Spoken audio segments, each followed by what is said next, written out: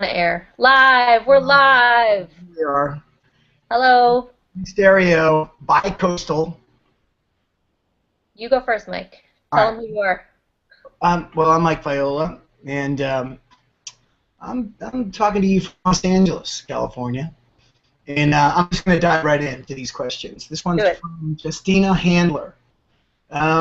She asks, with regards to songwriting, how can one create inspiration when there is none? Deidre? Oh, give me the deep, hard one first.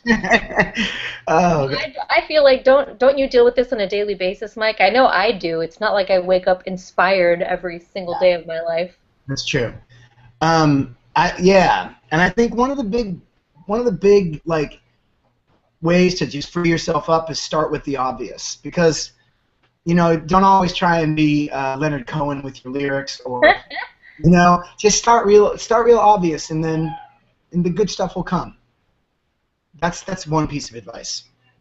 That's a good one. I like to go back through my writing notebooks and see what's there, or maybe read somebody else's writing if I can't get inspired, listen to something I wouldn't normally listen to. I've even gone on Facebook and said, what can I listen to? I'm Yeah, stuck.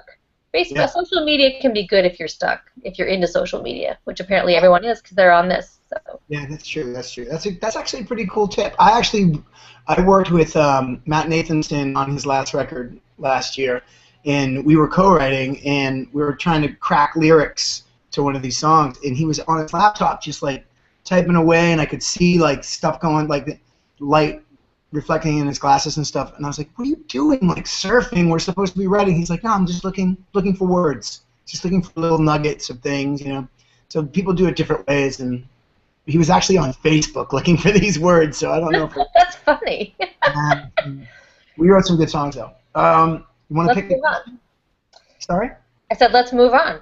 No, let's move on. You pick the question. Okay.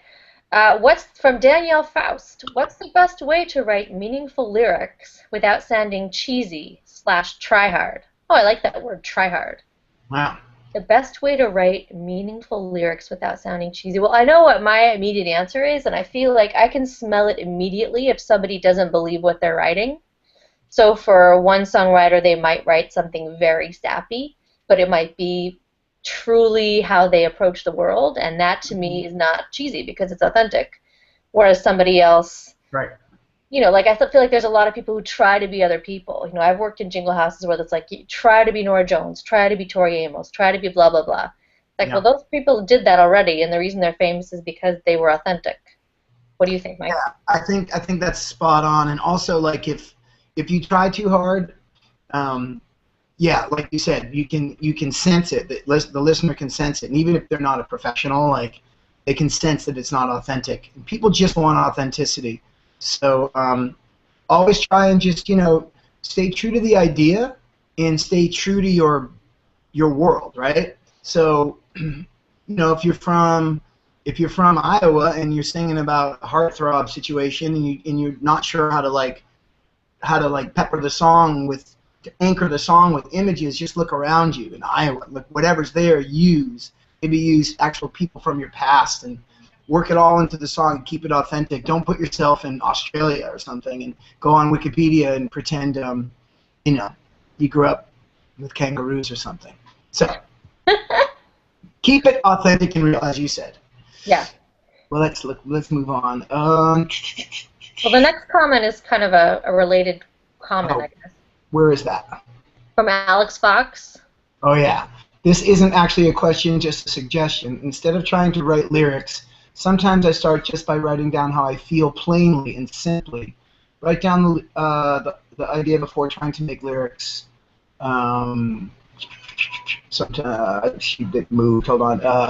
Also, word clouds are great for themes. Oh, word clouds. Those are fun. I don't know what a word cloud is. You don't know what a word cloud is? No. Went to school, Mike Viola, people. What is it? I don't even know how to explain it. Well, it's a thing you can. I don't know how to explain it. You have to just Google it. I'll go online afterwards. Yeah, but they're cool. I'm not going to explain it, but they're cool.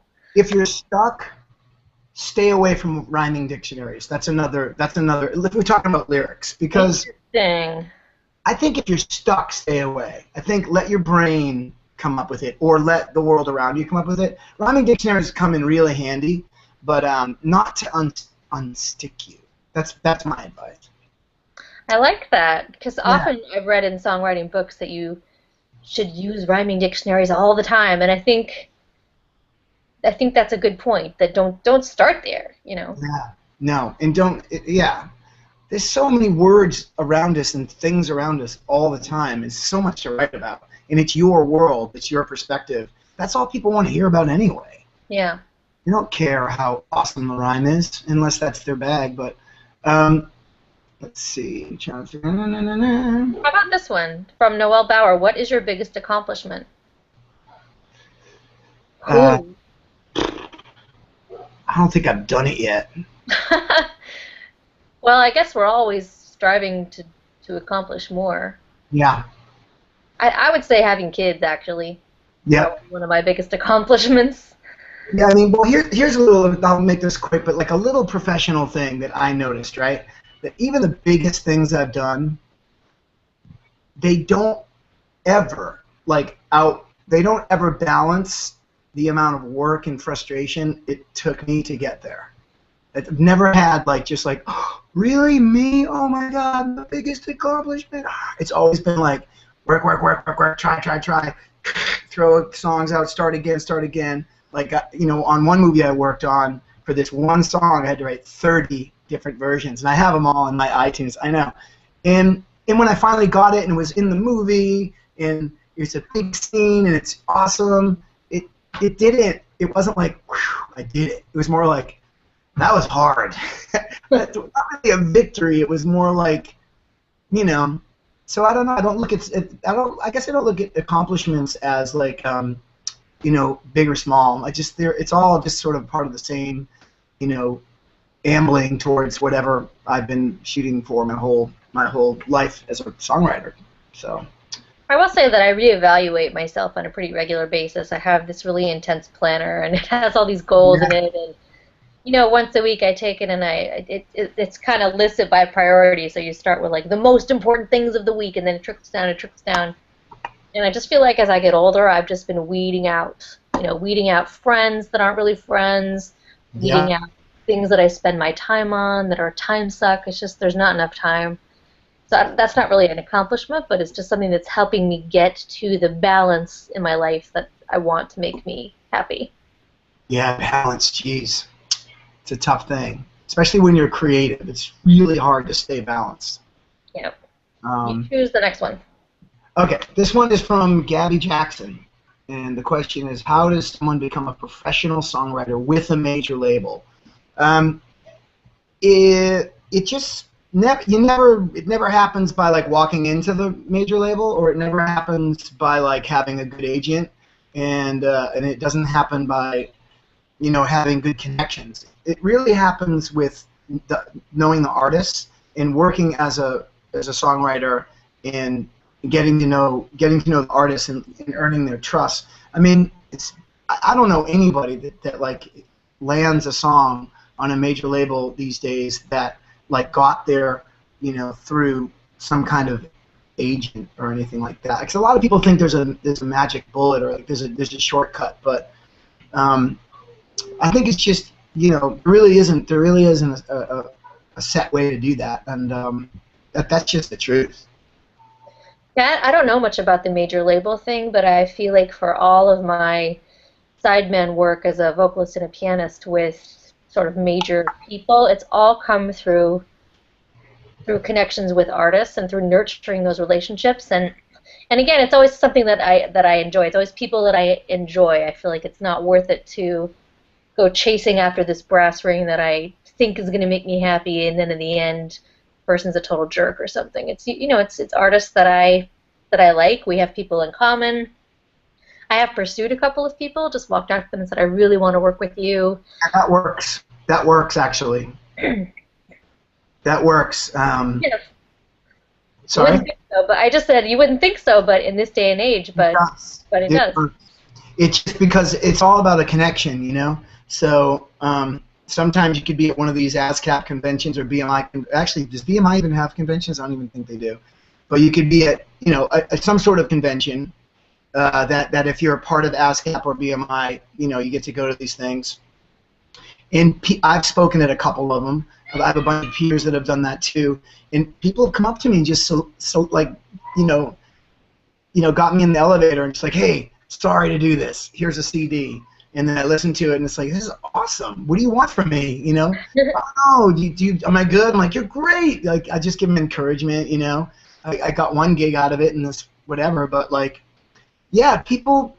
I think that's actually a good point. Just being persistent in approaching. Don't be afraid to approach someone or try and, you know, insinuate yourself somehow, and the dialogue that goes on around it when a major label record is being made.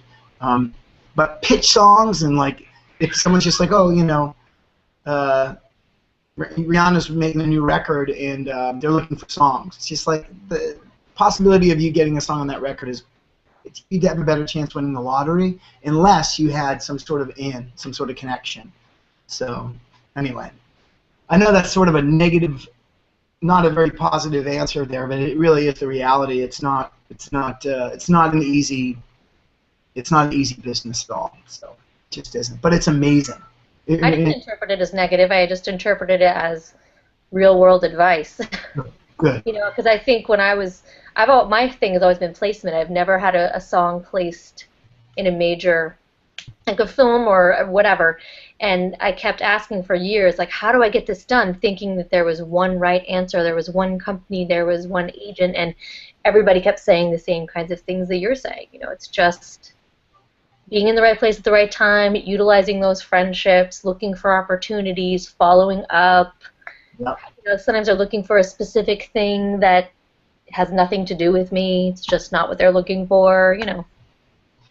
Yeah, it's sometimes completely arbitrary, almost as arbitrary as it is writing a song, because these people that are music supervisors that are placing these songs, they're creatives, and so they're taking into consideration their budget, they're also their connections, and also the job of the movie to place the songs. Yeah. So, all right, what else do we have on here? What about, this is a kind of a juicy question. Kendra Bragg, what are things you would say that could alienate your audience? I was just at a music festival in Boise where the band, and it's going to kill me that I cannot remember their name. It was a very pretentious name. It was an indie band, a very popular, pretentious indie band who I cannot remember their name, and I'm really sorry. But they got on the stage, it was totally packed, and they were so rude to their audience. And first of all, they started yelling at the sound guy. There was some equipment issue, and they were just screaming at this poor sound guy. I feel like you should always make friends with your sound guy. I mean, he has the potential to make you sound really good or really bad. Why would you scream at him? Yeah. And a lot of people at that show walked out, and I felt like, I don't know, I'm sure they'll still have fans, but really, nobody's that good. Nobody deserves to be a total jerk to their audience. That's just my opinion. Yeah, I agree with that. I totally agree with that. And I don't know, what are things you would say that could alienate your audience? I have no idea. So I'm just going to move on. This one's from BC Mahone. Oh, sorry, just one more quick thing about that. Yeah. I just talked to a songwriter who just got some really negative responses on her Facebook page for her being really authentic in a song and really honest about who she is. And there's some, people in the world, some people might not like that. They may have opposing views, opposing religious views, political views, whatever it is. And she tried to calm the discussion down, and it escalated, so she just unfriended them all. Yeah. And not everybody's going to love. You might alienate some of your audience sometimes. Well, yeah. I come from a place where, like, if you're going to sing what you want to sing about, then sing about it. And if someone has a problem with it, just don't even get into a discussion about it. Yeah. You have nothing to learn from that person. But you can't always please everybody, I guess that's my point. You might alienate some people, and that might be okay. Yeah, get rid of those people. They're not supposed to be your fans anyway. You know what I mean? You want to think about a train, and the guy's like, what the hell's up with trains? I hate trains. You're like, sorry. Sorry to interrupt, Mike. Go ahead. That's good. This one's from BC Mahoney. As a songwriter, how much of your time is spent helping other artists with their songs as opposed to writing songs on your own? If you want to be a songwriter, how do you advertise? If I'm working for another singer, how do I show them? Oh, I see what you mean. So you're sort of blindly writing for another singer, and you're wondering how to get it to them. There's a bunch of questions here, but I mean, the answer to the first half is most of my time is spent writing for other people now. That's just the way it is because I've kind of moved into the student realm, into like the, I'm more of the teacher realm now, and so I get hooked up with younger artists, and I help them realize what they're trying to do. So I spend a lot of time doing that, way more time than I do writing my own songs. And you don't advertise to be a songwriter. You just write great songs. We've talked about this before in these Google Hangs. I know you touched on it in your last one, Deidre, and I definitely did. There's different ways to get them out into the world, and one way is to just record them and put them on SoundCloud and use social media the way you do, or you could play live. There's also this thing called stageit.com. That's an interesting way to play songs for people live, but it's all online, a little bit like this. So yeah, get the songs out into the world and see if they grow arms and legs and make their way and can defend for themselves. And then the last thing, it says, if I'm working for another singer, how do I show them? Like I said, answering that earlier question, there really is no way to do that. There really is no way to do that. It's okay to write songs for Rihanna, but you have to kind of know she's never going to hear them. But maybe writing those songs will make you a better songwriter. And then there's a really good example. My friend Lori McKenna, who's one of the best songwriters I've ever co-written with, she put out a record called Bittertown all by herself on a small little label. It might have even been her own indie label. And Faith Hill got a hold of this record. This was maybe like 7 years ago, and put 9 of the songs from Lori's record, Bittertown, on her massive selling record. Made Lori rich. And Lori has 5 kids, went to the same high school as me, and was she on Oprah talking about it? And it was like a big deal, and it's just a little indie record. So that proves that, just put your music out there. And, she played clubs, and she had 3 kids at the time, 4 kids, but now she has 5. So yeah, I guess the short answer is hard work. I think that's really, really true. I have sort of 2 examples of this. One is similar to what Mike was saying. I work in this band called the Biddies, and we toured, we played a lot, and we would hand out our CD, and our bass player was playing for this kids musician, Dan Zanes, and Natalie Merchant was on the gig, and she gave Natalie our CD because we just had a habit of just giving people our CD because we liked it. And about 6 months later, I got a call from Natalie Merchant saying, I heard your piano playing on this CD and I want you on my record. And it was like 2 solid weeks of work. I got to be on her record. I mean, because of this so-called random, thing where my friend gave her a CD. And I feel like those stories, it's not magic. It's just that we were out there playing and hustling and working and believing in our product. Right. And so that was a case where it really worked. On the other hand, I wrote this song called Tina Fey and was convinced that somebody was going to use this song. I took it around. I took it to these weird blind songwriter listening places where that's a whole other hangout. Very demoralizing. You play your song and this team of experts listens to it blind, and then they ring a bell if they don't like it, and somebody picked it, and I was like, oh my god, it's going to be on this was in 2005. And I went to Tina Fey fan sites, and I tried my best, and I went to an autograph signing, and I gave it to her. And then I actually ran into this guy at a barbecue who knew her, and he played it for her. And I was like, oh my god, she heard my song! What did she think? And he kind of went, yeah.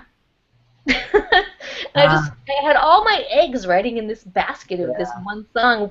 Completely unrealistic. Completely unrealistic. Yeah. So it's kind of two sides of the same story, I guess. Yeah. I want to hear that song, Tina Fey.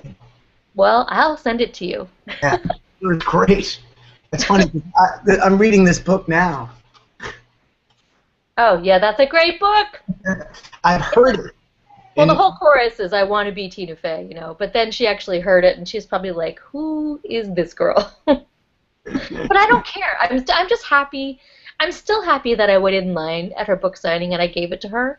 I Yeah, just, my husband was like, you're going to feel regret if you don't do this, if you don't yeah. just give it to her. And I'm happy I did that because you never know, people, you never know.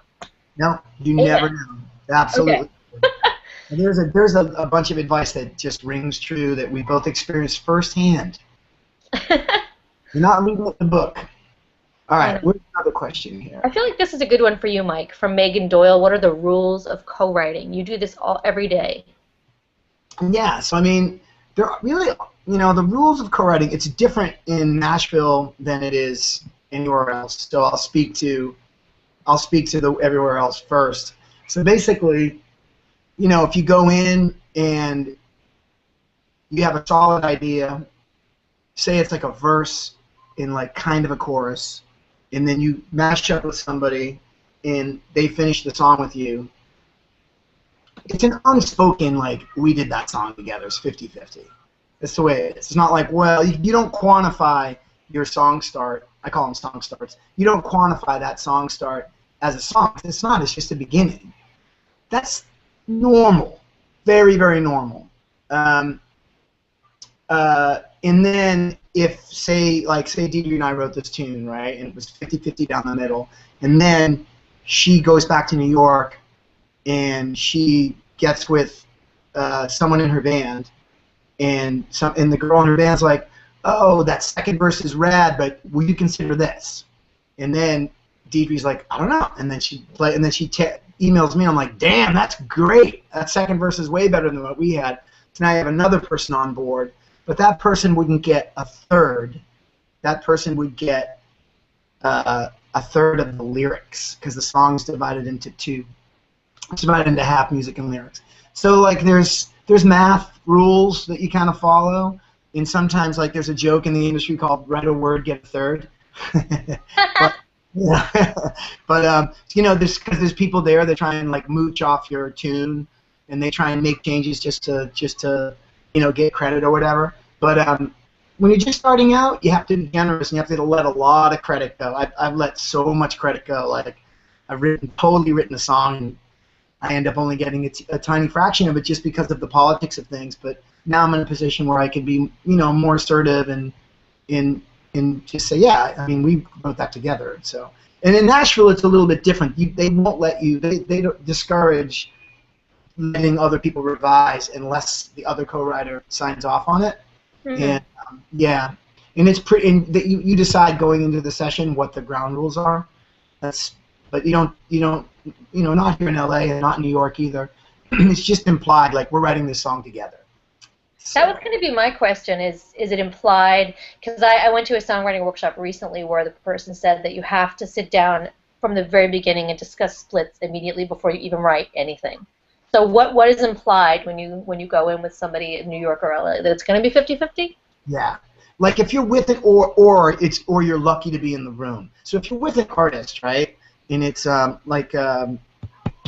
don't know. So you're with an artist that's well known, and you really want to have a song on that record, and you don't know if you can write the song.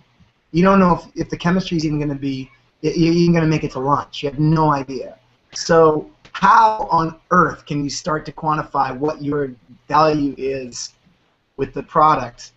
You That's can't. so important, I think. I think you hit something actually really important, which is developing a sense of when to talk business, when to let it slide. Yeah. I feel like that's a skill that I've had to kind of build up. It's really important. Like, for instance, on this new record, I just finished with this artist, Andrew McMahon, and I wrote, I think, maybe 12 songs with him, and, where I think we're using 7. So then there's 7 songs on the record, and then there's songs other people wrote. But then there's these orphans. So if I had kind of been squeaky about, like, how much the song is worth, how much my participation, like, songs that didn't even make the record, and then the songs that did make the record, they're the better ones anyway, and you wrote them together, and it's just it's implied and it's also understood that's our song. But when I first got to know him, if it had been me sort of like, I landed on the moon and this is the flag, and whatever, it's like you don't know what's going to happen. So Five Yeah, minute warning. So I fine. think one more question. Yeah, one more question will do it. Um, what about this one? To end, how important do you find, from Janet No, how important do you find it is to carve out a niche for yourself as a singer-songwriter in today's musical world with all these subgenres within genres? I find the question, what is your musical style, challenging to answer. Style changes per song. Hmm. That's a tough one. That my band, the Biddies, has struggled with this because we've often joked that we're like the weather. Just wait 5 minutes and it'll change. Because we are very cross genre and people have had a hard time booking us kind of for that reason. Um, what do you think about this genre Yeah. question? I'm rereading it here, just trying to wrap my head around it. I mean, I guess the question is, how important do you find it is to carve out a niche for yourself? That's really the crux of that. It's super important because it goes back to the first question that Deidre answered. You have to be yourself. People want Hmm. authenticity. So that's the name of the game. That's how important it is. It's not important to, I love, let's say, Phoenix or, Vampire Weekend. Like, I love pop music like that, and nerdy, brainy pop music is fun. That's not what I write. That's not what I don't write that kind of music, but I like listening to it. So you have to distinguish that too, between what you love to listen to and what actually makes you run. And I think that's really true. And even if, for example, my style or my band's style changes per song, we still have a sound that is our sound that we have honed, oh, that totally. people know us for. And I feel like that is really important because the reason that, the Nora Joneses of the world, again, sold however millions of records is because that's a very specific sound to that person. That's right. So and I feel like all these exercises we've been doing on Musical Exchange have been sort of geared to help people find out who they are as a songwriter. I mean, for years I hated the fact that I loved this one chord progression. Hmm. But now I've just finally said, you can hear a Beatles song and tell it's the Beatles, so it's okay if people hear a Deidre Rodman song and they can tell it's me. Yeah. Yeah. Why not? Why not? Yeah, I feel like it's all an exploration, and in every step along the way, you just have to remain true to yourself and who you really are and why you love it, and just don't try and be something you're not, just to kind of to make it, because that's a major illusion that maybe in another course down the road we could talk about it in another place and time. The whole idea of making it and success, it's a mirage.